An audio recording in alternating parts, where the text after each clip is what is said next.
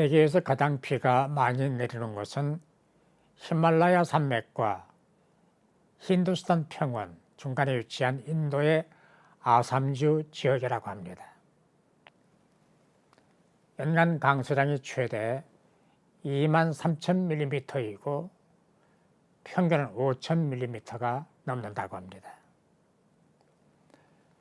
그 지역이 비가 많은 것은 계절풍의 영향으로 건기와 우기가 뚜렷한 열대 몬순 기후가 나타나기 때문이라고 합니다.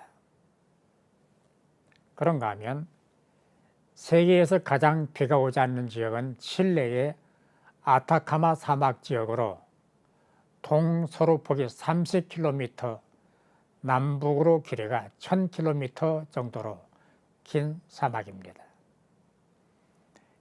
연간 강수량은 10mm이다라고 합니다.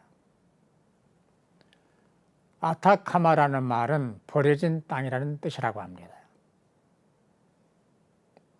거기에 비하면 한국은 연간 강수량이 1245mm여서 미국, 영국, 캐나다, 중국보다 비가 많이 내립니다.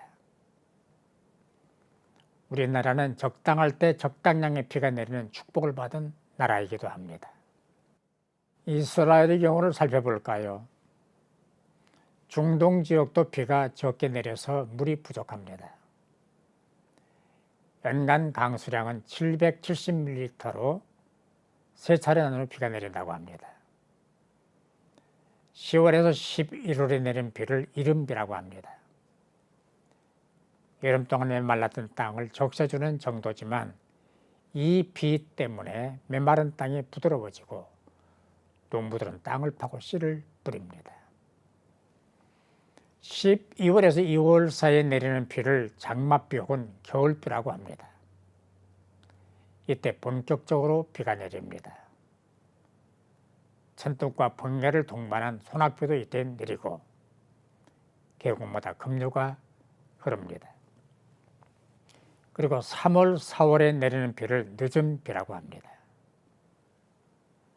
겨울 동안에 자란 농작물이 결실하는 데 결정적 역할을 합니다. 이때 비가 내리지 않으면 농작물이 결실을 못하기 때문에 축복의 담배라고 부르기도 합니다. 우린 여기서 한 가지를 주목해야 합니다. 이스라엘의 경우 하나님이 진노하시면 비가 오지 않았습니다. 아합 왕 당시 아합과 이세벨이 우상 숭배를 조장하고 전념한 죄 때문에 그 땅에 3년간 비가 오지 않았습니다. 하나님이 하늘문을 닫으셨기 때문입니다. 그래서 이른 비도 중간 비도 늦은 비도 오지 않았습니다. 이른 비와 늦은 비는 하나님이 자기 백성에게 베푸시는 은혜와 축복을 의미합니다. 때를 따라서 꼭 필요할 때 은혜를 내려준다는 약속입니다. 이른 비가 너무 일찍 내려도 씨를 뿌릴 수 없고 늦은 비가 너무 늦게 와서 농작물이 다 말라버리면 의미가 없습니다. 은혜를 받고 복을 받고 길이 열리는 비결은 하나님을 찾고 돌아오는 바로 그것입니다. 여러분이 아시는 얘기를 해보겠습니다. 미국 프린스턴 대학 총장을 지낸 조나단 에드워즈의 후손들이 성공하고 번영했던 얘기 아시죠? 직계후손 873명 가운데 260명만 평범한 신앙인들이었고 613명은 대학 총장, 대학 교수, 의사, 성직자, 군인, 저술가, 변호사, 판사, 공무원, 하원, 상원의원, 부통령이 됐습니다. 조나단 에드워즈에게는 맥스 주크라는 어릴 적 친구가 있었습니다. 함께 주일학교를 다녔고 어울렸던 사이였다고 합니다. 그런데 어떤 날부터 맥스 주크는 교회를 멀리하고 믿음을 버린 채 방탕하기 시작했습니다. 오랜 세월이 지난 후 맥스 주크의 후손들을 조사했다고 합니다.